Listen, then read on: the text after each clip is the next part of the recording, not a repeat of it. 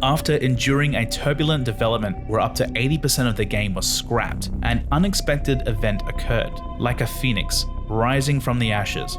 A creation that captured everyone's attention was born. This game was Resident Evil 2. Very few times does a sequel match the same impact as its predecessor, but in the case of Resident Evil 2, it's arguable that it had a greater impact. But the question is, are all the fond memories people associate with this game based on its quality, or are they really just memories, and its reputation runs purely on nostalgia? Well, let's find out, shall we?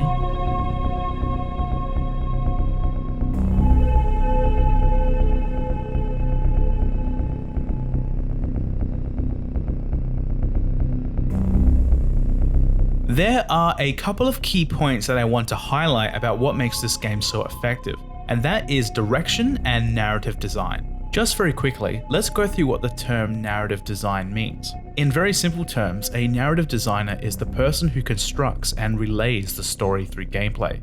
This role is different from the writer, as they use text and dialogue, while the narrative designer is really about utilizing gameplay and the game world. The game designer might say that there needs to be some ammo in this room, and then the narrative designer will suggest to place it on the body of a police officer.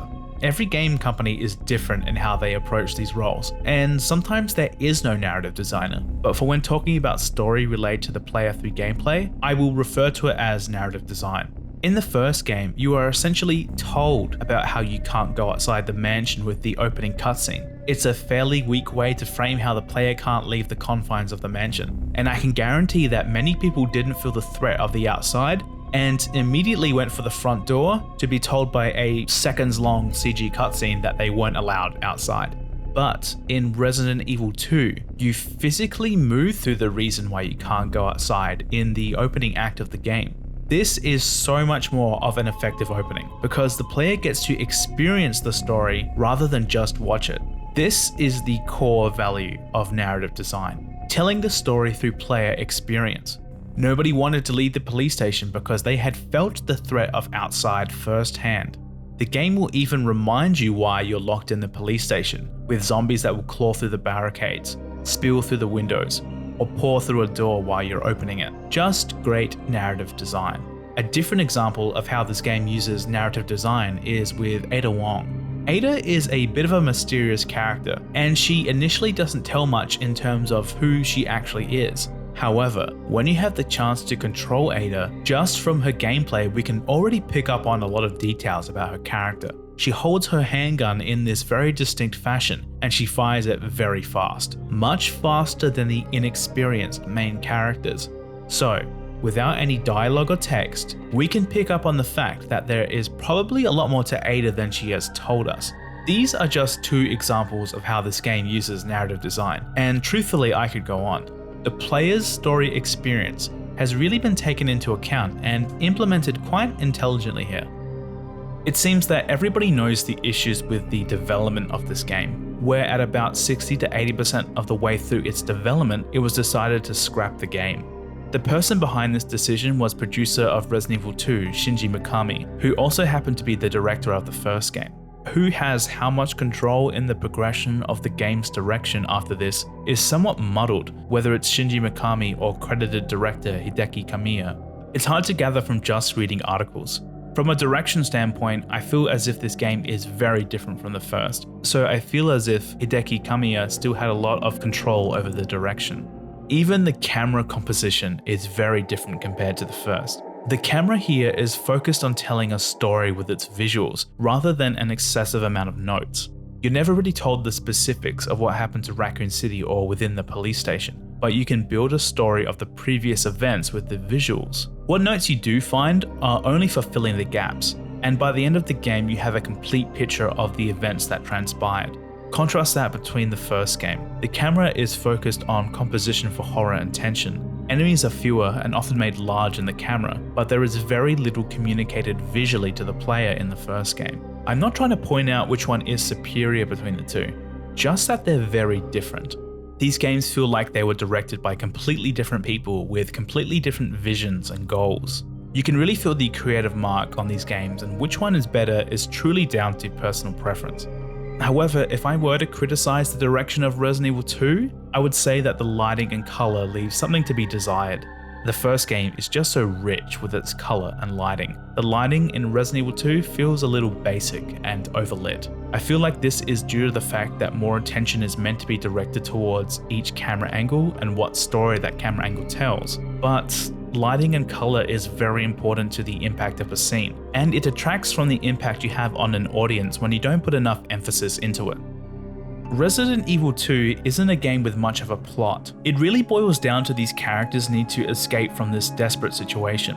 That's not a criticism, that's one of the things I like most about it. No big dumb epic plot, just a nice simple straightforward story. In a lot of ways, it's really more of a character-driven story of sorts. These characters who are facing these impossible odds, and on their journey we discover who they are and why it's important for them to survive. Most of the characters are ordinary civilians and aren't military trained. Leon is only barely a cop, and someone like Ada as a spy just comes across as someone who is better trained rather than being full of gadgets. I like that it overall involves a lot more ordinary people. It's more interesting to see these people overcoming danger because they have a greater sense of growth from the arduous scenario that they face, so they're a lot more interesting and relatable. Every character gets their own little moment where you learn more about their personality and who they are, except for the main characters, which is a bit of a shame because we never really learn much of anything about them. This is what I might say is a key flaw with this game, having almost no characterization for the player characters. It's there, but that's more due to the voice actors bringing some of their own personality to them rather than the writing.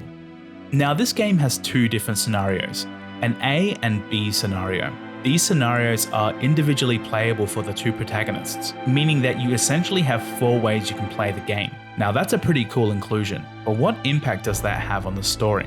When you open up a copy of Resident Evil 2, it very clearly shows that Leon is disc 1 and Claire is disc 2, and there's a reason for that.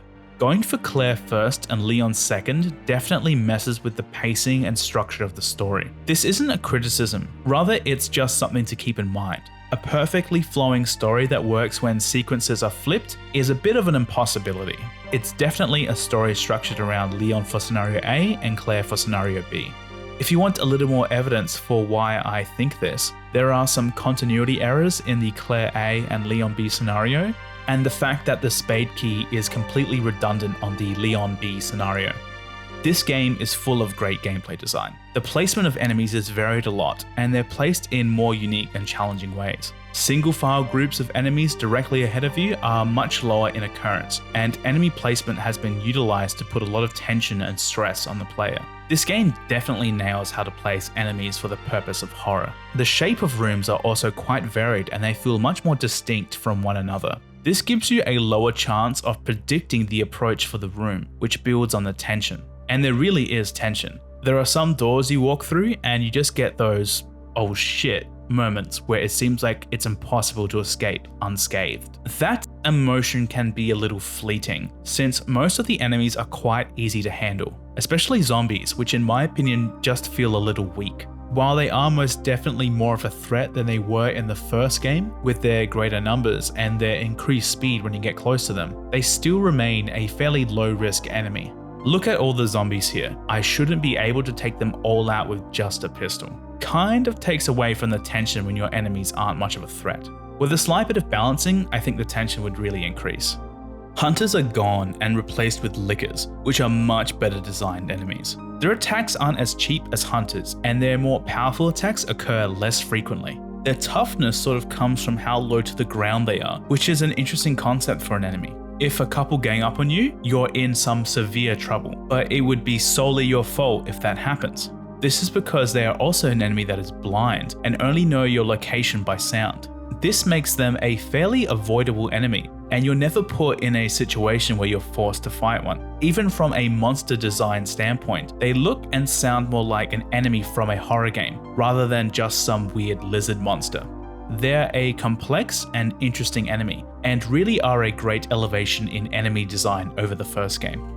On the topic of lickers and hunters, how the enemy progression is handled is changed in Resident Evil 2. In the first game, the game advanced difficulty by essentially swapping zombies for hunters. In Resident Evil 2 though, from the outset, there is a mix of lickers and zombies encountered in the rooms. I think that number 2 has the better idea since your encounters are a lot more varied. The concept of 2 playable characters is back, with many changes though. I've already mentioned the story changes, but there are significant gameplay ones. Jill and Chris really didn't play that much different in the first game, and they were really meant more so as an interesting way to frame an easy and hard mode. The characters in Resident Evil 2 play very different from each other. Their differences, rather than health or increased enemy toughness, comes from their weapons. Leon has hit scan weapons that are easier to use, but Claire's weapons are all projectile based, which require a bit more skill and finesse. Leon is, in my opinion, easier to use, which I think is supported by the fact that he is meant to be played first. But this is a debatable topic, and some people prefer Claire's arsenal. The fact that there isn't a clear answer means that they're of equal effectiveness, but in completely different ways. So how you play each scenario, regardless of it being A or B, is totally different, which is really cool. The soundtrack here is really interesting. It's far more ambient sounding than its predecessor, and there are plenty of sections that will combine the soundtrack with the natural soundscape of Raccoon City. But the game also has some really high impact numbers, like the opening score, which has a lot of different instruments combined to make this really unique track, and also the epic symphonic numbers when you fight G.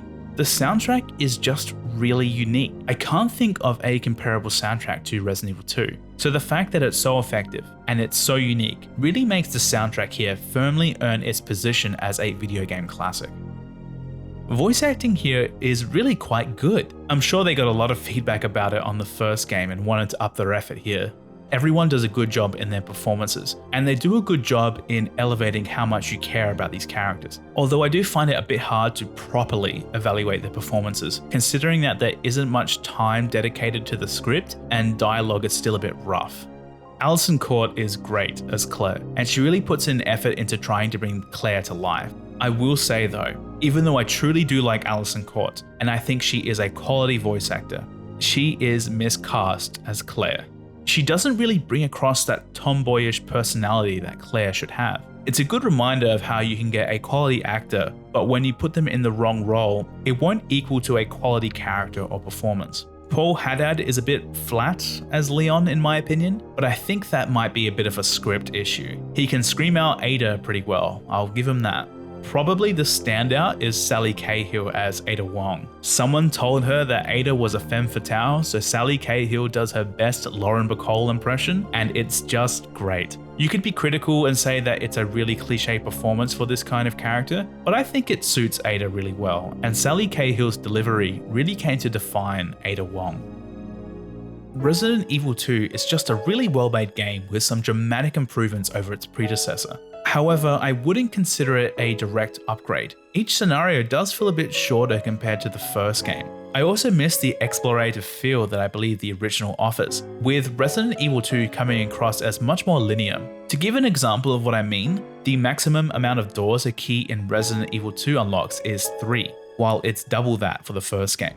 Camera composition, lighting, and color is also something I find lacking in this game as well. It succeeds in telling a story through visuals, but it's still missing a distinct style. But perhaps this comes from a place more of personal preference rather than objective criticism. I will never deny that Resident Evil 2 is a game worthy of its strong reputation. Playing the game again with a critical and analytical mindset for this review made me truly appreciate all the thought that was put into this game. And it's not a fluke or people's nostalgia that has given way to the idea that this is a great game.